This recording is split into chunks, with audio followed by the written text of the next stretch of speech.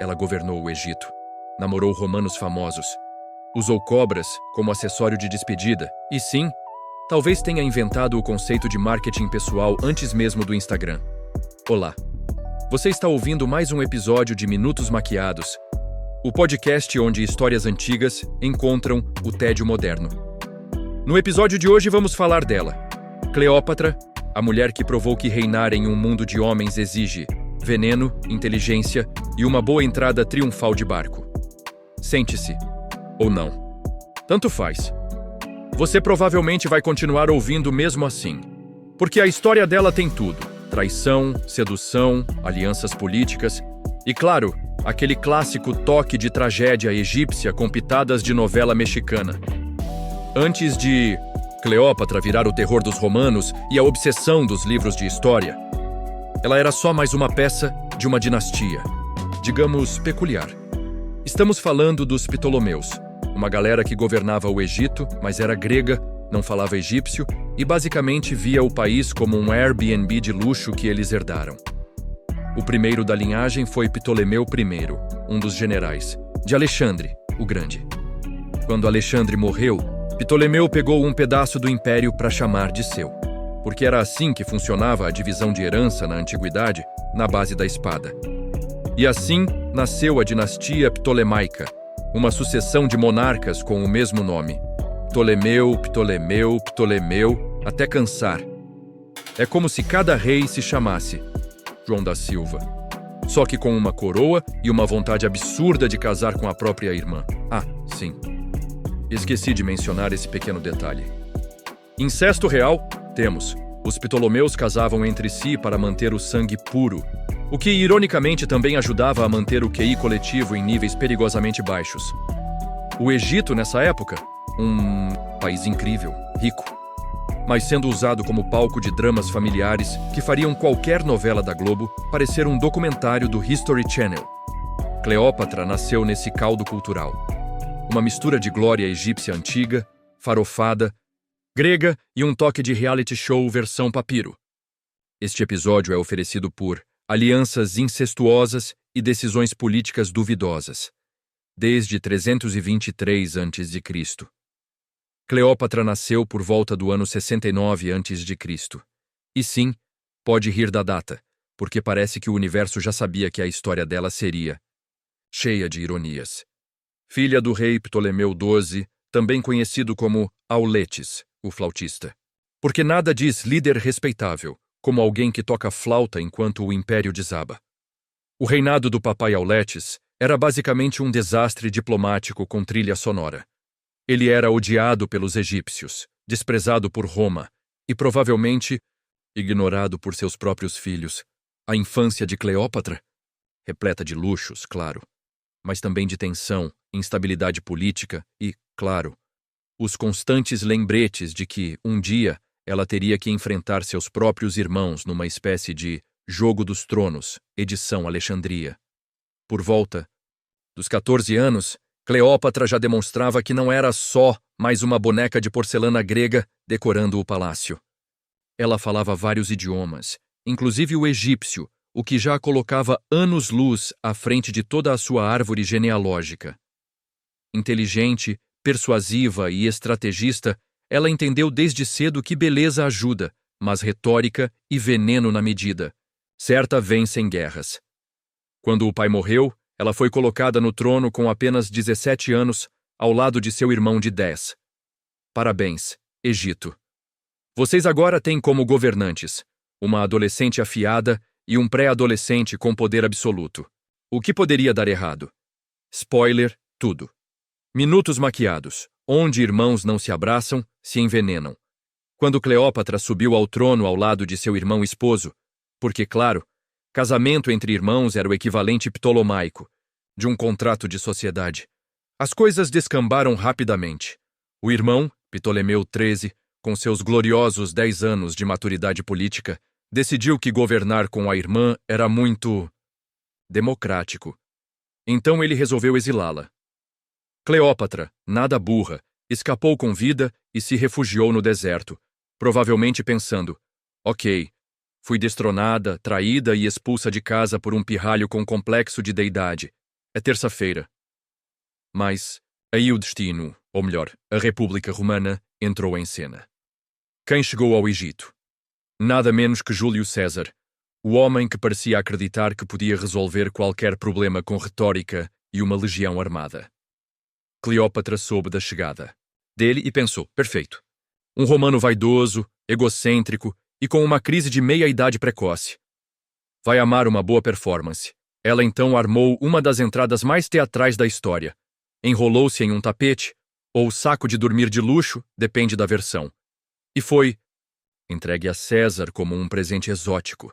Ele desenrolou o pacote e deu de cara com uma mulher jovem, inteligente, persuasiva e sem medo de ousar. Resultado?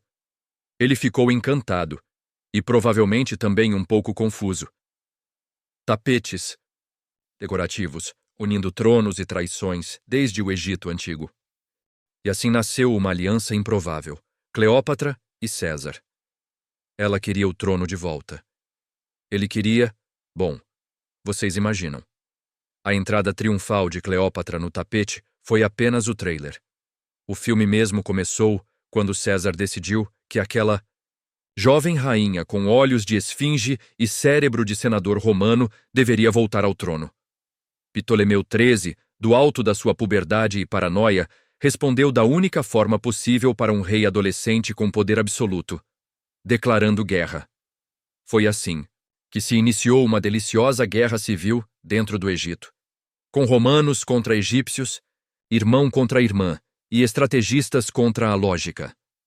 César, que só tinha ido ao Egito cobrar uma dívida, agora estava envolvido em um conflito dinástico que ninguém em Roma queria pagar para assistir. O ponto alto? A Batalha de Alexandria. Uma bela confusão urbana com direito a incêndios, incluindo o da famosa Biblioteca de Alexandria. Sim, aquele símbolo do conhecimento humano. Virou churrasco por acidente. Parabéns, humanidade. No fim, Ptolomeu XIII foi derrotado e afogado, literalmente. Tentou fugir e morreu afogado no Nilo. Diz a lenda que o rio nunca mais foi o mesmo. E os crocodilos fizeram um banquete histórico. Cleópatra reassumiu o trono, desta vez com outro irmão, o Ptolomeu XIV, como corregente. Mas convenhamos, era só um figurante no reality show da rainha. Ela estava de volta, no poder, ao lado de César. E grávida. Sim, meus caros, Cleópatra agora também era mãe do que viria a ser chamado de Cesarion, o pequeno César, não confundir com a pizzaria. Guerra Civil. Quando a reunião de família termina em corpos boiando no Nilo. Com o Egito, relativamente em ordem, Cleópatra decidiu fazer o que toda celebridade poderosa faz, uma turnê internacional. Ela foi para Roma, acompanhada de uma comitiva de luxo, roupas que mais pareciam alegorias do carnaval de Luxor e o pequeno Cesarion. Ah, sim! E também o irmão marido corregente, que ninguém lembrava o nome, nem ela. Em Roma, a presença de Cleópatra foi um escândalo. Imagine uma rainha estrangeira, vestida como uma deusa, desfilando com um bebê que supostamente era filho do homem mais poderoso da República. As matronas romanas surtaram. Os senadores torceram o nariz. E Júlio César? Continuou agindo como se nada fosse estranho. Ele até colocou estátuas de Cleópatra nos templos, o que era tipo tatuar o nome da ex enquanto ainda está casado. Sutileza não era o forte do imperador. Mas Roma não perdoa a arrogância com perfume estrangeiro. Em 44 a.C., César foi assassinado no Senado, esfaqueado por uma galera que basicamente disse: "Até tu, Brutus, sim, e com gosto." Cleópatra, ao saber do golpe, fugiu imediatamente de Roma. Deixou para trás a política, os escândalos e uma Roma ainda mais rachada que seu império. Com César morto, o futuro de Cesarion também ficou pendurado por um fio. Afinal, Roma não curte filhos ilegítimos com tendências ao trono. E assim, Cleópatra retornou ao Egito. Viva, porém, viúva emocional e estrategicamente encurralada. Roma, onde você pode construir um império pela manhã e ser esfaqueado na tarde seguinte. De volta ao Egito, Cleópatra precisava de uma nova aliança. De preferência com alguém que tivesse exércitos, influência e queda por mulheres que usam coroas e eyeliner dramático. Entra em cena Marco Antônio, um general romano, conhecido por seu carisma, seu gosto duvidoso por festas e sua capacidade de se apaixonar por qualquer coisa que brilhasse. Ele convocou Cleópatra a se explicar por sua relação com César. Ela apareceu num barco dourado, cercada de músicos, incensos e luxo. Basicamente, ela não se explicou. Ela performou. Resultado? Marco Antônio caiu que nem pirâmide mal escorada. A química foi instantânea. E a parceria, política e amorosa. Ele abandonou tudo. Esposa romana, obrigações diplomáticas e até o bom senso para viver com Cleópatra no Egito. Juntos tiveram 3 filhos e criaram uma bolha de poder paralela. Ela o chamava de Dionísio, ele a chamava de Ísis, e o Império Romano os chamava de 2 malucos desafiando o Senado. Roma, agora sob o comando do frio e metódico Otaviano, sobrinho neto de César, via com pavor a expansão do casal. E quando Marco Antônio doou terras do Império para Cleópatra e seus filhos, Otaviano teve o motivo que precisava. Declarou guerra, oficialmente ao Egito, extraoficialmente a uma rainha que incomodava demais. Quando o coração manda e o Senado embarga. A Batalha de Ácio foi tipo o UFC do mundo antigo. Uma luta naval épica com 2 estrelas, Marco Antônio e Otaviano, disputando o título de quem manda mais no Mediterrâneo. Marco Antônio apostou tudo na aliança com Cleópatra e nos seus navios egípcios dourados, que mais pareciam um desfile de carnaval. Otaviano, estrategista frio e calculista, venceu com uma combinação de tática e paciência de monge. Marco Antônio, derrotado, fugiu para o Egito onde encontrou Cleópatra. Aí começou o espetáculo digno de novela. Ele se matou, ou pelo menos tentou, porque morreu depois de um tempo.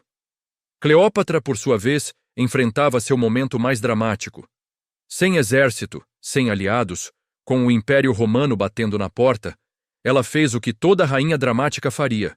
Pediu para a sua cobra, sim, a lendária Áspis, ser trazida até ela. A história oficial diz que ela se deixou morder pela cobra venenosa. Outros suspeitam de envenenamento por métodos menos exóticos. O que importa é que ela morreu aos 39 anos, deixando para trás um legado de poder, beleza, inteligência e, claro, muita treta. Cleópatra, a rainha que conquistou impérios, corações e até o veneno mais famoso do Nilo. E assim termina o episódio de hoje. Esperamos que você tenha curtido esse passeio pelo lado maquiado da história. Se gostou, não esquece de dar aquele like, se inscrever e compartilhar para a gente continuar desvendando juntos os minutos maquiados da história.